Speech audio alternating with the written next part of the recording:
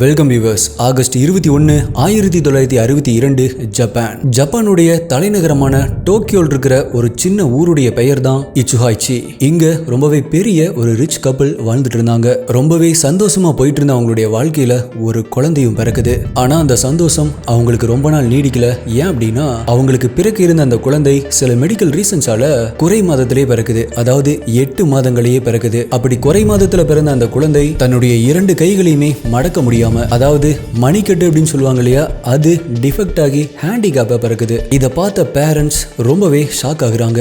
அந்த குழந்தை வளர வளர ஃபேமிலி மெம்பர்ஸ், ஃப்ரெண்ட்ஸ், ரிலேட்டிவ்ஸ் அப்படின்னு எல்லாருமே அவனை ஹேண்டிகேப் அப்படின்னு சொல்லி வெறுக்க ஆரம்பிக்கிறாங்க. என்னதான் ஃபேமிலியில இருந்த எல்லாருமே அவனை வெறுத்தாலுமே அப்போ அவனுக்கு ஆறுதலா இருந்தது அவனுடைய தாத்தா மட்டும்தான். இப்படி எல்லாருமே வெறுத்த அந்த குழந்தை காலப்போக்குல ஜப்பானையே அதிர வைக்கிற ஒரு சீரியல் கில்லரா, ஒரு சைக்கோ கொலகாரனா மாற போறான் அப்படிங்கிறது கண்டிப்பா அப்ப யாருக்குமே தெரிஞ்சிருக்காது. எஸ், இன்னைக்கு நம்ம டீகோட் பண்ண போறது ஜப்பானுடைய one of the most popular serial கில்லரான சுட்டோமு மியாசாகியை பத்தி தான். நீங்க பார்த்துட்டு இருக்கிறது சரவணன் டீகோட்ஸ். நான் உங்கள் சரவணன். வாங்க இன்னைக்கு வீடியோக்குள்ள போலாம்.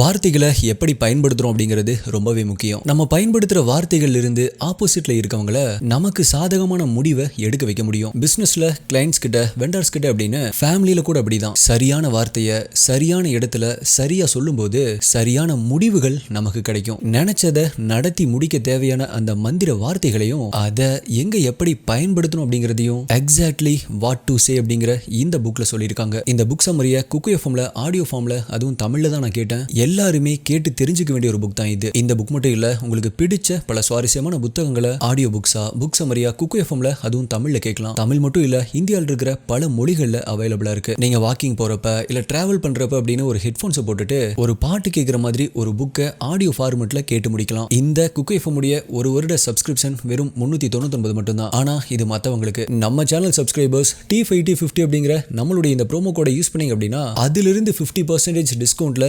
199ல ஒரு வருடத்திற்கு எல்லா புக்ஸுமே கேட்கலாம். ஆப்புடைய லிங்க், ப்ரோமோ கோட டிஸ்கிரிப்ஷன் மற்றும் பின்னாடி கமெண்ட்ல கொடுத்துருக்கேன், யூஸ் பண்ணிக்கோங்க. இந்த வீடியோல நான் சொல்ற யூடியூப்ல காமிக்க முடியாத இமேஜஸ் மற்றும் வீடியோஸ் எல்லாமே நம்மளுடைய டெலிகிராம் குரூப்ல தான் அப்டேட் பண்ணுவேன். யூடியூப்ல கரெக்டா நோட்டிபிகேஷன் வராதவங்களுக்குமே அங்க இன்ஸ்டன்டா அப்டேட் வந்துடும். நம்மளுடைய அபிஷியல் டெலிகிராம் குரூப்புடைய லிங்க் டிஸ்கிரிப்ஷன் மற்றும் பின்னாடி கமெண்ட்ல கொடுத்துருக்கேன். அதுல ஜாயின் பண்ணி செக் பண்ணி பாருங்க.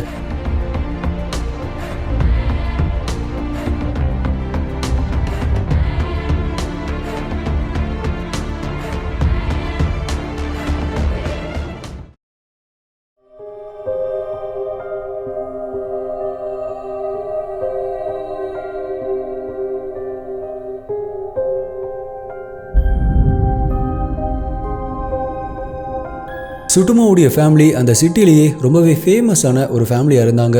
ஏன் அப்படின்னா அவங்க ஒரு நியூஸ் பேப்பர் கம்பெனி ஒன்று வச்சு நடத்திட்டு வந்தாங்க. அது மட்டும் இல்லாம இவங்களுடைய தாத்தா, கொள்ளு தாத்தா, அதற்கு முந்தைய தாத்தா அப்படின்னு பல ஜெனரேஷனா டவுன் கவுன்சில்ல மெம்பரா சர்வ் பண்ணிட்டு வந்தாங்க. இப்படி இவங்களுடைய ஃபேமிலியில இருந்த எல்லாருமே ரொம்பவே பிஸியா இருந்ததால சுட்டுமோவை அவங்களால பார்த்துக்க முடியாத ஒரு நிலைமை வருது. ஸோ இப்போ அவங்களுடைய ஃபேமிலி மெம்பர்ஸ் என்ன யோசிக்கிறாங்க அப்படின்னா சுட்டுமோவை பார்த்துக்கிறதுக்கு அப்படின்னு ஒரு நபர் ஹையர் பண்ணலாம் அப்படின்னு நினைக்கிறாங்க. அது மட்டும் இல்லாம அவங்களுடைய தாத்தாவும் அப்ப வீட்டுல இருந்ததால அவரையும் மற்றும் குழந்தையுமே அந்த ஹையர் பண்ண நபர் பார்த்துக்க முடியும் அப்படின்னு நினைச்சாங்க. இப்படிதான் நாட்கள் நகர்ந்துட்டு இருந்துச்சு. அப்பதான் சுட்டுமோக்கு ஸ்கூல் போகிற வயசுமே வந்துச்சு. அவனை பக்கத்தில் இருக்கிற ஒரு எலிமெண்டரி ஸ்கூல்ல சேர்க்கவும் செய்யறாங்க.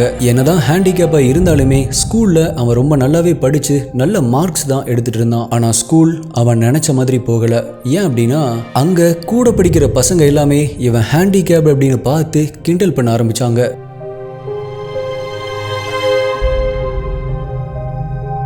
சில வருடங்களுக்கு பிறகு அவனை இன்னொரு ஸ்கூல்ல சேர்த்துறாங்க. அங்கேயுமே அந்த ஸ்கூல்லையுமே ரொம்ப நல்லா படிக்கிற பையனா தான் இருந்தான். ஆனா இது ரொம்ப நாளைக்கு நீடிக்கல.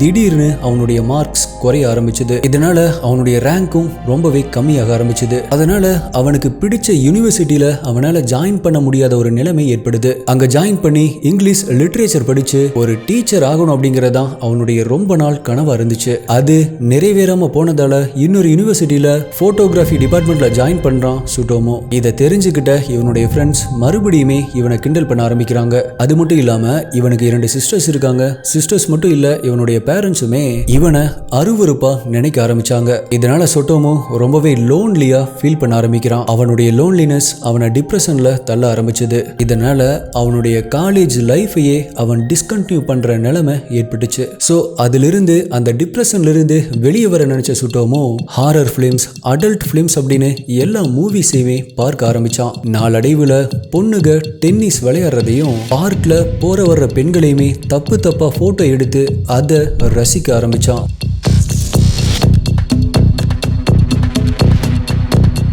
முன்னாடியெல்லாம் பொண்ணுங்க கூட பேசவே மாட்டான். ஆனா இப்போ அவனுடைய நடவடிக்கை ரொம்பவே மோசமா மாற ஆரம்பிக்குது. இந்த மாதிரியான பழக்கம் எல்லாமே நாளடைவுல அவனுடைய தங்கச்சி குளிக்கிறதையே எட்டி பார்க்கிற அளவுக்கு கொண்டு வந்து நிறுத்த ஆரம்பிச்சது. இத பத்தி அவனுடைய தங்கச்சி அவன்கிட்ட கேட்கும் பொழுது அவனுடைய தங்கச்சி அப்படின்னு கூட பார்க்காம அடிக்க ஆரம்பிச்சிருக்கான். இந்த விஷயம் கேள்விப்பட்ட சுட்டோமோவுடைய அம்மா வந்து கேட்கிறப்ப அவங்களையுமே அடிக்க ஆரம்பிச்சிருக்கான் சுட்டோமோ. சில நாட்களுக்கு அப்புறமா, அதாவது 1988 மே மாதத்துல அவனுடைய தாத்தாவும் இறந்து போறாரு. இத சுட்டோமோவால கொஞ்சம் கூட ஏத்துக்கவே முடியல. ஏன் அப்படின்னா சின்ன வயசுல இருந்து தன் கூடவே இருந்து தன்னை நல்லா பார்த்துக்கிட்ட தன்னுடைய தாத்தா இப்போ திடீர்னு தன் கூட இல்ல அப்படிங்கறத அவனுடைய மனசு ஏத்துக்க மறுத்துச்சு. அவருடைய மரணத்தை ஏத்துக்க முடியாம என்ன பண்றது அப்படின்னு தெரியாம அவங்க தாத்தாவை எரிச்ச இடத்துக்கு போய் அவருடைய சாம்பல் மற்றும் எலும்புகளை எடுத்து சாப்பிட ஆரம்பிச்சான் சுட்டோமோ.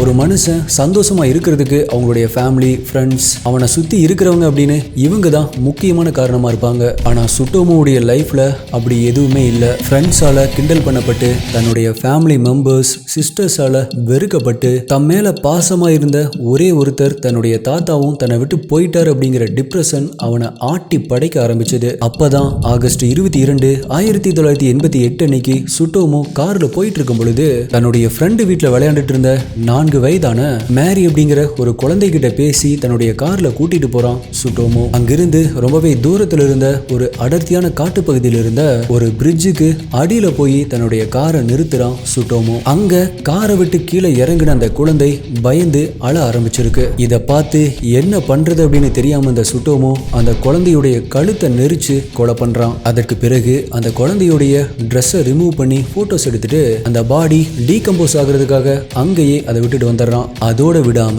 அந்த குழந்தையுடைய எலும்பை அரைச்சு பவுடர் ஆக்கி அந்த பொண்ணுடைய பேரண்ட்ஸ்க்கு அந்த பொண்ணுடைய phone powder, teeth, clothes, photos அப்படின்னு எல்லாத்தையுமே ஒரு பார்சலா அனுப்புறான் சுட்டோமோ. கூடவே ஒரு லெட்டர்ல மேரி, போன்ஸ், கிரிமேட்டட், இன்வெஸ்டிகேட், ப்ரூவ் இந்த மாதிரி எழுதி அனுப்பியிருக்கான்.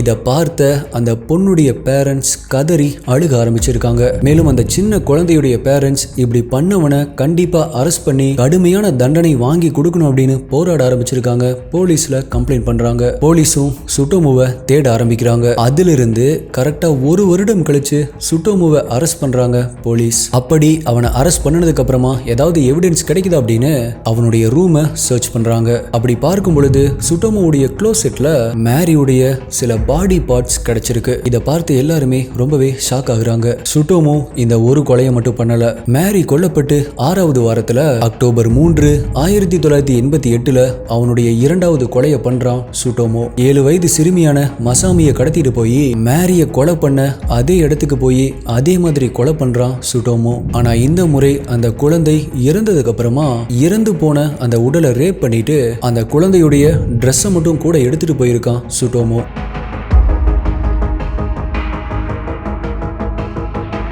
சுட்டோமு உடனடியெல்லாம் இந்த கொலைகளை பண்ணல. இந்த 2 கொலைகளை பண்றதுக்கு முன்னாடி சாம்பிள் பார்க்கறதுக்காக அவன் வீட்டில் இருந்த 2 பூனைகளையுமே ரொம்பவே கொடூரமா கொலை பண்ணியிருந்தான் சுட்டோமு. அந்த பூனைகளை அவன் எப்படி கொலை பண்ணான் அப்படின்னா, ஒரு பூனைய ஆற்றுலையும் இன்னொரு பூனைய கொதிக்கிற தண்ணிலையும் போட்டு மூச்சு திணற வச்சு கொடூரமா ரொம்பவே சித்திரவதை பண்ணி கொலை பண்ணியிருக்கான் சுட்டோமு. அது மட்டும் இல்லாம அவங்க வீட்டில் இருந்த நாய்க்குட்டிய இரும்பு சங்கிலியை வச்சு கழுத்தை நெரிச்சு சாகடிச்சிருக்கான். இப்படியெல்லாம் ட்ரைனிங் எடுத்து 2 குழந்தைகளை கொலை பண்ணி ரேப் பண்ணியுமே அவனுடைய ஆசை அதோட தீரல. சோ அடல்ட் ஃபிலிம் ரொம்பவே நிறைய பார்க்க ஆரம்பிச்சான் சுட்டோமோ. இந்த கேஸ்ல இன்வெஸ்டிகேட் பண்ண போலீஸ் ஆபீசர்ஸ் சுட்டோமோ கிட்டத்தட்ட 5200க்கும் மேற்பட்ட அடல்ட் வீடியோஸை பார்த்திருக்கான் அப்படின்னு ரிப்போர்ட் பண்ணியிருக்காங்க. இரண்டாவது கொலை பண்ணி 2 மாதங்கள் கழிச்சு, அதாவது டிசம்பர் 12, 1988 அன்னைக்கு 4 வயதான எரிகா அப்படிங்கிற குழந்தைய அவன் ஃப்ரெண்டுடைய வீட்டில இருந்து வரும்பொழுது அந்த குழந்தைய வற்புறுத்தி தன்னுடைய கார்ல ஏத்திட்டு வந்திருக்கான். தன்னுடைய காரை ஒரு பார்க்கிங் லாட்ல நிறுத்திட்டு அந்த 4 வயது குழந்தைய ட்ரெஸ் இல்லாம போட்டோ எடுக்க ஆரம்பிச்சிருக்கான் சுட்டோமோ. அப்படி போட்டோ எடுத்து முடிச்சதுக்கு அப்புறமா ரொம்பவே கொடூரமா அடிச்சு கொலை பண்ணிருக்கான் சுட்டோமோ. அதற்கு பிறகு அந்த குழந்தையுடைய கை கால்களை முதுகுக்கு பின்னாடி சேர்த்தி கட்டி பெட்ஷீட்டால கவர் பண்ணி அவனுடைய கார் ட்ரங்க்ல வச்சு எடுத்துட்டு போயிருக்கான். கொஞ்சம் தூரம் போனதுக்கு அப்புறமா அந்த குழந்தையுடைய ட்ரெஸ்ஸை ஒரு காட்டு பகுதியில டிஸ்போஸ் பண்ணிட்டு பாடிய ஒரு பார்க்கிங் லாட்ல போட்டுட்டு போயிருக்கான். அதிலிருந்து 3 நாட்கள் கழிச்சுதான் அந்த குழந்தையுடைய சடலமே கண்டுபிடிக்கப்பட்டிருக்கு. அந்த பொண்ணுடைய பாடி கிடைச்சு சில நாட்கள்லயே, அதாவது டிசம்பர் 20ஆம் தேதி அன்னைக்கு அந்த குழந்தையுடைய ஃபேமிலிக்கு ஒரு லெட்டர் வருது. அதுல Erica cold cough throat rest death இந்த மாதிரி எழுதப்பட்டிருந்துச்சு.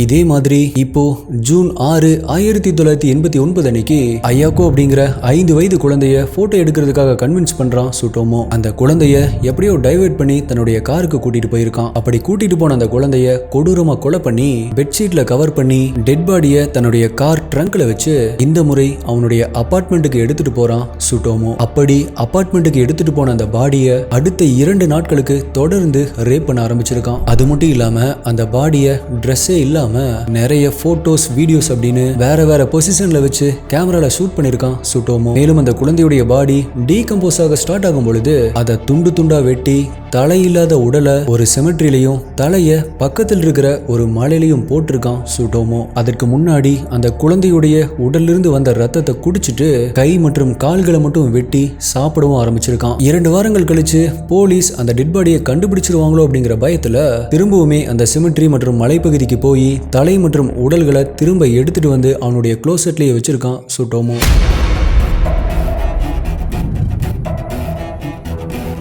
அதற்கு பிறகு ஜூலை 23, 1989 ஒரு பார்க்ல 2 குழந்தைகள் விளையாடிட்டு இருக்கிறத பாக்குறான் சுட்டோமோ. அவங்க 2 பேர்ல தங்கச்சியை மட்டும் அக்கா கிட்ட இருந்து எப்படியோ பிரிச்சு கூட்டிட்டு போறான். அப்படி கூட்டிட்டு போய் அந்த குழந்தைய நியூடா போட்டோ எடுக்க ஆரம்பிக்கிறான். அப்படி அவன் போட்டோ எடுத்துட்டு இருக்கிறத அந்த குழந்தையுடைய அப்பா பாத்துறாரு. இவனை பிடிச்சு சரமாரியா வெளுக்க ஆரம்பிச்சிருக்காரு. ஆனா அவனும் அவர்கிட்ட இருந்து எப்படியோ தப்பிச்சு அங்கிருந்து ஓடிடுறான். கொஞ்ச நேரத்துக்கு அப்புறமா அங்க நின்னுட்டு இருந்த அவனுடைய காரை எடுக்கிறதுக்காக திரும்பவுமே வந்திருக்கான் சுட்டோமோ. அப்பதான் எதிர்பாராத விதமா போலீஸ் கிட்ட மாட்டிக்கிறான். அப்படி போலீஸ் அவனை அரெஸ்ட் பண்ணி அவனை விசாரிச்சு அவனுடைய வீட்டுல போய் சர்ச் பண்ணி பார்க்கும் பொழுதுதான் அவனுடைய வீட்டுல 5763 வீடியோ டேப்ஸ் கிடைக்குது. அதுல பாதி அவனால கொலை செய்யப்பட்ட அந்த குழந்தைகளுடைய போட்டோஸ் மற்றும் வீடியோஸ் அப்படின்னு தான் இருந்திருக்கு. போலீஸ் மற்றும் கோர்ட்டு கிட்ட அவன் என்ன சொன்னான் அப்படின்னா, தான் கொலை செய்யறதுக்கு காரணம் ரேட்மேன் அப்படின்னு ஒருத்தன் தான், அவன் தான் என்னை கொலை செய்ய தூண்டுனா அப்படின்னு சொல்லியிருக்கான். அது மட்டும் இல்லாம அந்த ரேட்மேனுடைய கார்ட்டூன் ஃபார்மை அவன் ஜெயிலில் இருக்கும் பொழுது தொடர்ந்து அவனுடைய ரூம்ல வரைஞ்சிட்டே இருந்திருக்கான்.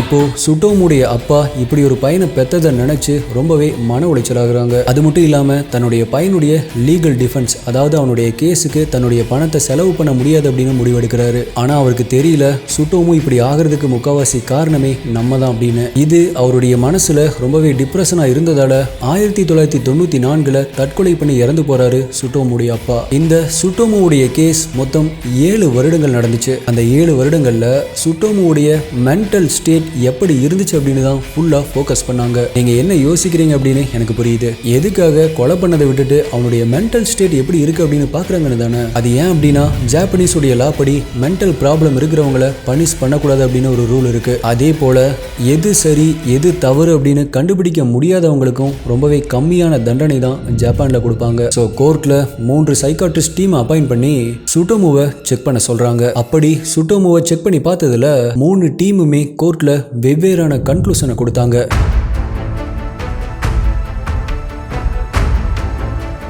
அது என்ன அப்படின்னா, முதல் டீம் இவனுக்கு உண்மை உலகத்துக்கும் கற்பனை உலகத்துக்கும் வித்தியாசம் தெரியாதவன் அப்படின்னு ரிப்போர்ட் கொடுத்தாங்க. இரண்டாவது டீம் இவனுக்கு மல்டிபிள் பர்சனாலிட்டி டிசார்டர் இருக்கு அப்படின்னு சொன்னாங்க. ஸோ இந்த 2 டீமுமே இவனை நல்லது எது கெட்டது எது சரி எது தவறு எது அப்படின்னு இவனுக்கு தெரியாது அப்படிங்கிற கேட்டகரியில இருக்கான் அப்படின்னு ரிப்போர்ட் கொடுத்தாங்க. பட் மூணாவது டீம் சுட்டோமுடைய ரிப்போர்ட்ல என்ன சொன்னாங்க அப்படின்னா, சுட்டோமுக்கு மல்டிபிள் பர்சனாலிட்டி டிசார்டர் இருக்குதான், ஆனா அவனால எது சரி எது தப்பு அப்படிங்கிற புரிஞ்சு நடந்துக்கிற கேப்பபிலிட்டி இருக்கு அப்படின்னு சொன்னாங்க. சோ அவன் செஞ்ச இந்த கொடூரமான செயல்களுக்கு கண்டிப்பா அவன் தண்டனை அனுபவிச்சே ஆகணும் அப்படின்னு ரிப்போர்ட் கொடுக்கறாங்க. இந்த 3 டீம் உடைய கன்க்ளூஷனை வச்சு டோக்கியோ டிஸ்ட்ரிக்ட் கோர்ட்ல 1997 ஏப்ரல் 14ஆம் தேதி அன்னைக்கு அவனுக்கு தூக்கு தண்டனை விதிக்கப்படுது. மேலும் 2001 ஜூன் 28 அன்னைக்கு டோக்கியோ டிஸ்ட்ரிக்ட் கோர்ட்லயும் 2006 ஜனவரி 17 அன்னைக்கு சுப்ரீம் கோர்ட் ஆஃப் ஜஸ்டிஸ்னாலையும் சுட்டோமுடைய தூக்கு தண்டனை நிலைநிறுத்தப்பட்டுச்சு. ஜூன் 17 2008 அன்னைக்கு மினிஸ்டர் ஆஃப் ஜஸ்டிஸ் சுட்டோமுடைய டெத் வாரண்ட்ல கையெழுத்து போடுறாரு. மேலும் அதே நாள் சுட்டோமுவை டோக்கியோ டிடென்ஷன் ஹவுஸ்ல தூக்குல போடுறாங்க. சுட்டோமுவை அவனுடைய அதிகப்படியான pornography and horror video tapes கலெக்ஷனை வச்சு ஒட்டாக்கு கில்லர் அப்படின்னு இன்டர்நெட்ல சொன்னாங்க ஜப்பான் மக்கள். சுட்டோமு அனிமி மற்றும் ஹாரர் பிலிம்ஸ் பார்த்ததால தான் அவன் கொலைகாரனா மாறினா அப்படின்னு நிறைய பேர் நினைச்சாங்க. ஆனா அப்படி இல்ல. இப்ப நம்ம இருக்கிற உலகத்துல அனிமி மூவிஸ் ஹாரர் மூவிஸ் எல்லாமே நம்மளுடைய வாழ்க்கையுடைய ஒரு அங்கமாவே மாறிடுச்சு. இப்ப இருக்கிற மாடர்ன் டெக்னாலஜில நல்லதும் இருக்கு கெட்டதும் இருக்கு. அதுல நம்ம எதை எடுத்துக்கிறோம் அப்படிங்கிறது தான் ரொம்பவே முக்கியம். நம்ம சேனல்ல வர்ற வீடியோஸ்ல கூட நல்லதை எடுத்துக்கிறதும் கெட்டதை எடுத்துக்கிறதும் உங்ககிட்ட தான் இருக்கு. நீங்க ஒரு கில்லரா வரணுமா இல்ல ஒரு ஃபாரன்சிக் ஆபீசரா வரணுமா இல்ல ஒரு இன்வெஸ்டிகேஷன் ஆபீசரா வரணுமா அப்படிங்கிறது உங்ககிட்ட தான் இருக்கு. ஒரு காயின்ல எப்படி 2 பக்கம் இருக்குமோ அந்த மாதிரி எல்லா விஷயத்திலயுமே நல்லதும் இருக்கு கெட்டதும் இருக்கு. ஸோ எப்பவுமே நல்லதை மட்டுமே எடுத்துக்கோங்க. சுத்தி இருக்கிறவங்களுக்கும் நல்லதை மட்டுமே கொடுங்க. ஸோ எஸ்டி இன்வெஸ்டிகேட்டர்ஸ், நீங்க இந்த கேஸை பத்தி என்ன நினைக்கிறீங்க? இந்த கொலைகளுக்கெல்லாம் காரணம் மூவிஸ் மற்றும் அனிமி அப்படின்னு நினைக்கிறீங்களா இல்ல வேற ஏதாவது காரணமா இருக்கணும்னு நினைக்கிறீங்களா? உங்களுடைய கருத்துக்களை மறக்காம கீழே கமெண்ட் பண்ணுங்க. உங்களுடைய பெஸ்டான கமெண்ட் அடுத்த வீடியோல வரும். வேற ஒரு வீடியோல மீட் பண்றேன். நன்றி, பாய்.